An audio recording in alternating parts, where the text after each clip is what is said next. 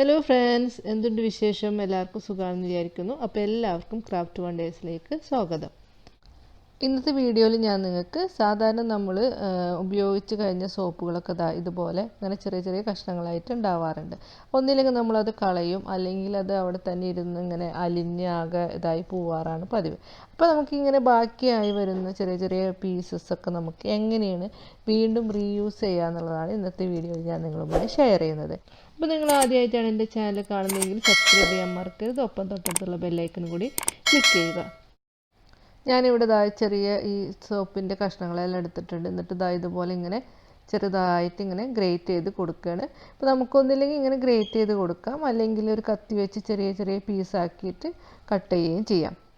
നമ്മളിവിടെ ഇതെല്ലാം എല്ലാ സോപ്പും മിക്സ് ചെയ്തിട്ട് ഒരു സോപ്പ് വേറെ ഉണ്ടാക്കുകയാണ് ഇപ്പോൾ നമ്മൾ ചെയ്യാൻ പോകുന്നത്. അപ്പം ഞാൻ ഇവിടെ പല പല സോപ്പുകളാണ് എല്ലാം കൂടി മിക്സ് ചെയ്തിട്ടാണ് നമ്മൾ ഉണ്ടാക്കാൻ പോകുന്നത്. അപ്പോൾ ഇതെല്ലാം ചെറിയ ചെറിയ പീസുകളാക്കി എത്രത്തോളം നിങ്ങൾക്ക് ഗ്രേറ്റ് ചെയ്തെടുക്കാവുന്നോ അത്രത്തോളം ചെറിയ പീസായിട്ട് നിങ്ങൾ ഗ്രേറ്റ് ചെയ്തെടുക്കുക.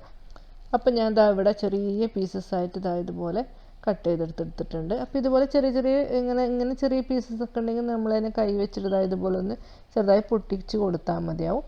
ഇനി നമുക്കിത് എങ്ങനെയാണ് ചെയ്യാൻ നോക്കാം. ഇതെല്ലാം കൂടി മിക്സ് ചെയ്തിട്ട് എങ്ങനെയാണ് ഒരു സോപ്പ് ഉണ്ടാക്കുക എന്നുള്ളത് ഞാൻ കാണിച്ചു തരാം. നമ്മൾ സാധാരണയായിട്ട് ഡബിൾ ബോയിൽ ചെയ്യാറ്. ഇതുപോലെ വെള്ളം വെച്ചിട്ട് അതിൻ്റെ മേലെ ഒരു പാത്രം വെച്ചിട്ടാണ് നമ്മൾ ചെയ്യുക. അല്ലെങ്കിൽ നമുക്ക് ഡയറക്റ്റ് അടുപ്പത്ത് വെച്ചത് അലിയിക്കണമെങ്കിൽ അങ്ങനെ വേണമെങ്കിൽ ചെയ്യാം. അതൊക്കെ നമ്മുടെ ഇഷ്ടം. ഡബിൾ ബോയിൽ ചെയ്യുമ്പോൾ നമുക്ക് കുറച്ച് സമയം എടുത്തിട്ട് നമ്മളത് ചെയ്യാൻ പറ്റുള്ളൂ.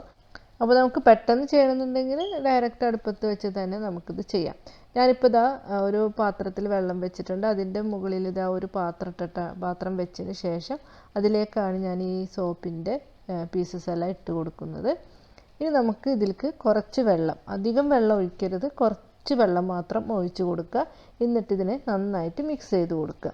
അപ്പോൾ ഇത് നന്നായിട്ട് അതിങ്ങനെ അലിയണ വരെ നമ്മളിതിങ്ങനെ ഇളക്കി കൊടുക്കണം. ഇത് നമ്മളിങ്ങനെ ഇളക്കുമ്പോൾ ഇതുപോലെ ഇങ്ങനെ കട്ടി കട്ടിയായിട്ട് വരും. അത് കാര്യമാക്കണ്ട. അത് നമ്മളിങ്ങനെ നന്നായി അലിയണ വരെ നമ്മളിങ്ങനെ ഇളക്കി കൊടുക്കണം. നമ്മൾ ആവശ്യത്തിനനുസരിച്ചിട്ട് വെള്ളം ഒഴിച്ച് കൊടുക്കാം. അധികം വെള്ളം ഒഴിക്കരുത്, ആവശ്യത്തിനനുസരിച്ച് വെള്ളം ഒഴിച്ച് കൊടുക്കുക. എന്നിട്ട് നമ്മൾ സ്പൂൺ വെച്ച് നന്നായി ഇങ്ങനെ ഉടച്ചു കൊടുക്കുക, ബീറ്റ് ചെയ്ത് കൊടുക്കുക. ഉണ്ടല്ലോ ഇതുപോലെ. ഞാനിപ്പോൾ എന്താ ചെയ്തതെന്ന് വെച്ച് കഴിഞ്ഞാൽ ഇത് പെട്ടെന്ന് അലിയാൻ വേണ്ടിയിട്ട് ഞാൻ ആ ഡബിൾ ബോയിലിംഗ് എന്നുള്ള മെത്തേഡ് മാറ്റിയിട്ട് ഒരു കട്ടിയുള്ള ഒരു പാത്രം എടുത്തിട്ട് അതിൻ്റെ മേലെ വെള്ളം ഒഴിക്കാതെ ജസ്റ്റ് അതിൻ്റെ മേലെ ഈ പാത്രം വെച്ചിരിക്കുകയാണ്. അപ്പോൾ പെട്ടെന്ന് തന്നെ അലിഞ്ഞ് കിട്ടുന്നുണ്ട്. അപ്പോൾ നിങ്ങൾക്ക് ഈ ഒരു മെത്തേഡും കൂടി നമുക്ക് പരീക്ഷിച്ച് നോക്കാം. അപ്പോൾ ഡബിൾ ബോയിലിംഗ് അല്ലെങ്കിൽ ഈ ഒരു മെത്തേഡ് ഡയറക്റ്റ് നമ്മൾ ഒരിക്കലും അടുപ്പത്ത് വെച്ച് ചെയ്യാതിരിക്കുകയാണ് നല്ലത്. എപ്പോഴും ഇതുപോലെ ഈ രണ്ട് മെത്തേഡിൽ ഏതെങ്കിലും ഒരു മെത്തേഡ് നിങ്ങൾ ഉപയോഗിക്കുക. ഇപ്പോൾ നന്നായിട്ട് അത് അലിഞ്ഞിങ്ങനെ ഇതായിട്ട് വന്നിട്ടുണ്ട്. നന്നായി മാക്സിമം അതിങ്ങനെ ബീറ്റ് ചെയ്ത് കൊടുക്കുക. അതായത് ആ സോപ്പൊക്കെ നന്നായി അലിഞ്ഞ് നല്ല ഇതുപോലെ ചെറിയൊരു കട്ടി പോലെ ആയിരിക്കണം കേട്ടോ വരേണ്ടത്. ഇനി നമുക്കിതിലേക്ക് 1 ടീസ്പൂൺ ഒലിവ് ഓയിൽ ആഡ് ചെയ്യാം. ഒലിവ് ഓയിൽ അല്ലെങ്കിൽ ഏതെങ്കിലും വെജിറ്റബിൾ ഓയിൽ ആഡ് ചെയ്യാവുന്നതാണ്. അത് നിർബന്ധമില്ല, അത് ഓപ്ഷണലാണ്. ഇനി നമുക്ക് വേണമെങ്കിൽ ഇതിലേക്ക് നമുക്ക് ഓറഞ്ച് നീര്, അതുപോലെ ബീട്രൂട്ടിൻ്റെ നീര്, ലെമണിൻ്റെ നീര്, അല്ലെങ്കിൽ അലോവേര ജെല്ലൊക്കെ നമുക്ക് മിക്സ് ചെയ്തിട്ടൊക്കെ നമുക്ക് നാച്ചുറൽ സോപ്പൊക്കെ ഉണ്ടാക്കാവുന്നതാണ് കേട്ടോ. പിന്നെ അതുപോലെ തന്നെ ഇപ്പോൾ നമ്മൾ എല്ലാ സോപ്പും മിക്സ് ചെയ്തുകൊണ്ട് തന്നെ ഇതിൻ്റെ സ്മെല്ല് അധികം ഒരു നല്ല സ്മെല്ലാവില്ല, എല്ലാത്തിൻ്റെ സ്മെല്ല്. അപ്പോൾ നമുക്ക് വേണമെങ്കിൽ എക്സ്ട്രാ സ്മെല്ലിന് വേണ്ടിയിട്ട് നമുക്ക് എന്തെങ്കിലും എസെൻസ് നമുക്ക് ആഡ് ചെയ്യാവുന്നതാണ്. അത് നമ്മൾ വീട്ടിൽ അവൈലബിൾ ആയിട്ടുള്ള ഏത് എസെൻസ് വേണമെങ്കിലും ആഡ് ചെയ്യാം. ഇപ്പോൾ ഞാനിവിടെ എടുത്തിട്ടുള്ളത് വാനില എസെൻസ് ആണ്. വാനില എസെൻസ് എന്തായാലും നമ്മൾ വീട്ടിലുണ്ടാവും. പിന്നെ എനിക്ക് തോന്നിയത് കുട്ടികൾക്കൊക്കെ അതിൻ്റെ സ്മെല്ലൊരു പ്രത്യേക ഇഷ്ടമായിരിക്കുമല്ലോ. അപ്പോൾ ഇതൊരു വാനില എസെൻസും അതുപോലെ തന്നെ വീട്ടിൽ അവൈലബിൾ ആയിട്ടുള്ള റെഡ് കളറുമാണ്. ശരിക്കും പറഞ്ഞാൽ ഇതൊരു കേക്ക് ഉണ്ടാക്കണ പോലെ തോന്നി എനിക്ക്. കാരണം വാനിലയുടെ ആ ഒരു മണവും കളറൊക്കെ കൂടി മിക്സ് ചെയ്തിട്ട്. അപ്പോൾ നിങ്ങൾ ചെയ്യുമ്പോൾ ശ്രദ്ധിക്കണം, കുട്ടികളൊക്കെ അടുത്തുണ്ടെങ്കിൽ അതെടുത്ത് കഴിക്കാതിരിക്കാൻ ശ്രദ്ധിക്കാം കേട്ടോ. ഞാനൊരു തമാശ പറഞ്ഞാണ്.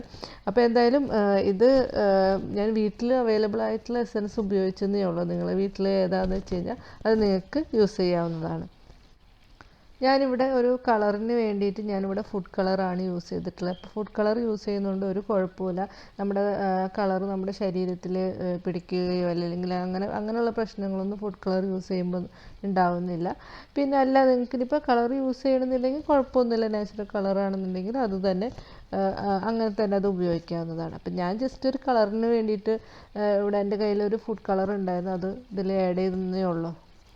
ഇനി നമുക്ക് സോപ്പ് സെറ്റ് ചെയ്യാനായിട്ട് നമുക്കൊരു മോൾഡ് എടുക്കണം. ഞാനിവിടെ ഒരു ഗ്ലാസ് ബൗളാണ് എടുത്തിട്ടുള്ളത്. നിങ്ങൾക്ക് ഏതിൽ വേണമെങ്കിലും ഇത് സെറ്റ് ചെയ്യാം. ഏറ്റവും നല്ലത് സിലിക്കോണിൻ്റെ മോൾഡ് ഒക്കെ ഉണ്ടെങ്കിൽ അതാണ് ഏറ്റവും നല്ലത്.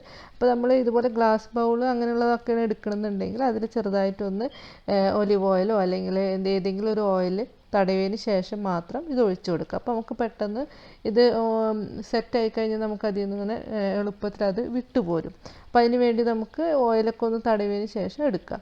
പിന്നെ അതുപോലെ നമ്മുടെ പേപ്പർ കപ്പ് ഇതിലൊക്കെ ആണെങ്കിൽ സെറ്റ് ചെയ്യുന്നുണ്ടെങ്കിൽ നമുക്കത് സെറ്റായതിന് ശേഷം അത് നമുക്ക് കീറി ഇങ്ങനെ എടുക്കാൻ പറ്റും. ഇപ്പോൾ പേപ്പർ കപ്പിലൊക്കെയാണ് സെറ്റ് ചെയ്യുന്നുണ്ടെങ്കിൽ.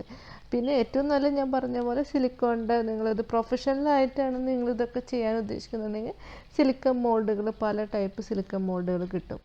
അപ്പോൾ അതിലൊക്കെ നമുക്ക് നമ്മുടെ ഇഷ്ടപ്പെട്ട ഷേപ്പിലൊക്കെ നമുക്കതുപോലെ സെറ്റ് ചെയ്തെടുക്കാവുന്നതാണ്.